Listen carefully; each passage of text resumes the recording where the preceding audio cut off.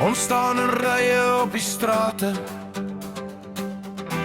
met woorde op karton geskryf. Maar die mense in die torens sien nie eens ons lewens nie. Die nuus praat oor die storms, maar nie oor hoe ons voel. Elke dag nog 'n belofte wat weer verdwyn soos koel. Ons skree maar niemand luister, die stilte raak te groot. Hulle hoor ons nie, al skree ons deur die nag. Ons stemme breek die stilte, maar dit verander niks vandag. Hulle hoor ons nie, ons staan hier nog alleen, maar eendag sal die strate ons stories terugskree.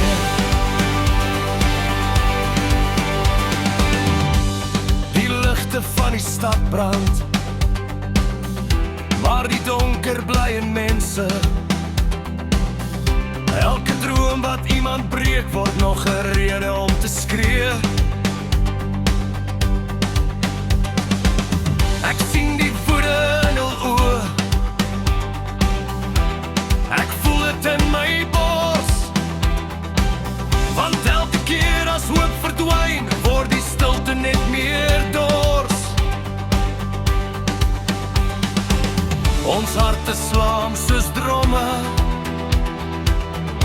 in 'n oorlog sonder klank. Hulle hoor ons nie, al skree ons deur die nag. Ons stemme breek die stilte, maar dit verander niks vandag.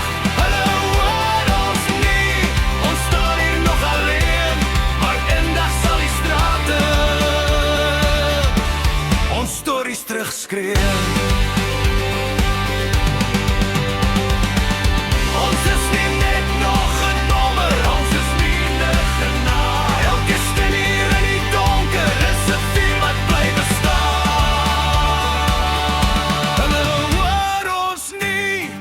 Ons gaan nie meer stil bly, elke woord word nou 'n wapen teen die mure van hul tyd.